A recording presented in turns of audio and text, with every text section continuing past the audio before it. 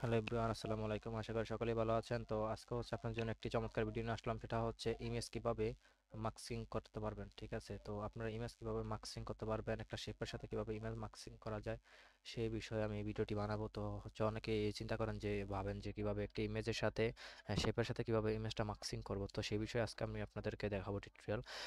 তো হচ্ছে এটা ফটোশপে আমি করতেছি, তো আপনারা জাস্ট দেখবেন কিভাবে করি।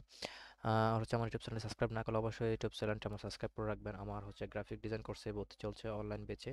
আপনারা চাইলে আমার এসব ইউটিউব ডেসক্রিপশনে আমার হচ্ছে হোয়াটসঅ্যাপ নাম্বার দেওয়া আছে, ওখানে চাইলে ওই আমার নাম্বারে সরাসরি কল করতে পারেন এবং অথবা আপনারা হোয়াটসঅ্যাপ করতে পারেন।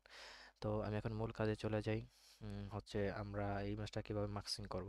তো আমি জাস্ট প্রথম ইমেজটাকে আমি আনলাম, আনার পর তাকে ব্যাকগ্রাউন্ড আমি রিমুভ করে নিয়েছি। ব্যাকগ্রাউন্ডটা কীভাবে রিমুভ করছি জাস্ট আপনারা হচ্ছে এই যে ইমেজটা আপনারা আমি রিমুভ করে দেই। রিমুভ করার পর আমি ইমেজটা আবার নতুন করে আনি।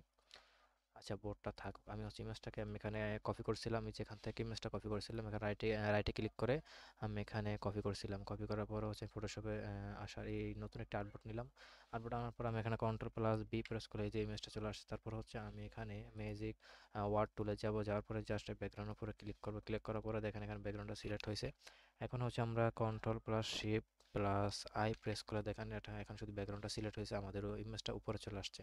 এখন যদি আমরা মার্কসে অপশনে যে ক্লিক করি তাহলে দেখেন আমাদের এই ইমেজটা মার্কসিং হয়ে গেছে। তো দেখেন এটা কিন্তু আমাদের এখানে ইমেজ চলে আসছে। মার্কসিং করার পরে তারপর হচ্ছে আমরা এই আর্টবোর্ড নিয়ে যাব আমাদের এই ইমেজটাকে আনবো। আর হচ্ছে আমরা হচ্ছে এখানে একটা শেপ ক্রিয়েট করবো। এই যে দেখেন আমি এখানে রাউন্ডে একটা শেপ ক্রিয়েট করলাম। এখানে একটা রাউন্ডেড আমি একটি শেপ নিলাম। শেপ নেওয়ার পর হচ্ছে আমি এটাকে একটা কালার দিয়ে দিব, হচ্ছে যেমন আমি রেড কালার দিয়ে দিলাম। আপনারা চাইলে আপনাদের মন মতো করে একটা কালার দিতে পারেন। তো দেওয়ার পরে হচ্ছে আমি এই ইমেজটাকে এই শেপটার মাঝামাঝি রাখবো। যেমন আমি এখানে কন্ট্রোল প্লাস টি দিয়ে আমি ইমেজটাকে সিলেক্ট করে দিই। সিলেক্ট করে দেওয়ার পরে হচ্ছে আমি এখানে এই বরাবর রাখলাম।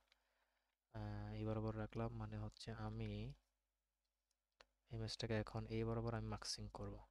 তো আমি এখানে টিক মার্ক করে দিলাম। টিক মার্ক করে দেওয়ার পরে হচ্ছে আমি হচ্ছে এই যে হচ্ছে আপনার এই ইমেজটাকে হচ্ছে আমি আরেকটা ডুপ্লিকেট করব, হচ্ছে কন্ট্রোল প্লাস, আচ্ছা কন্ট্রোল প্লাস জি না, সমস্যা নেই। আমরা হচ্ছে এই ইমেজটা সিলেক্ট রেখে হচ্ছে আমরা জাস্ট রাইটে ক্লিক করে আমরা এখানে হচ্ছে ক্রিয়েট ক্লিপিং মার্কস ক্লিক করব। দেখেন এটা কিন্তু আমাদের ইমেজটা মার্কসিং হয়ে গেছে।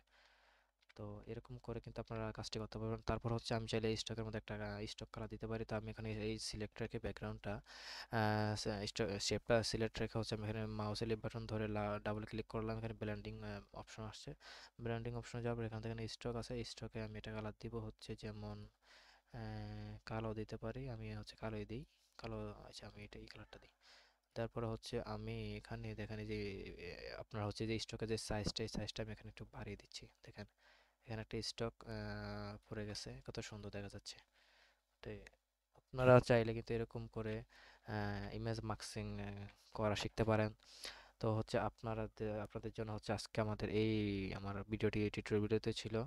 তো সবাই ভালো থাকবেন, সুস্থ থাকবেন। আসসালামু আলাইকুম, আল্লাহ হাফেজ।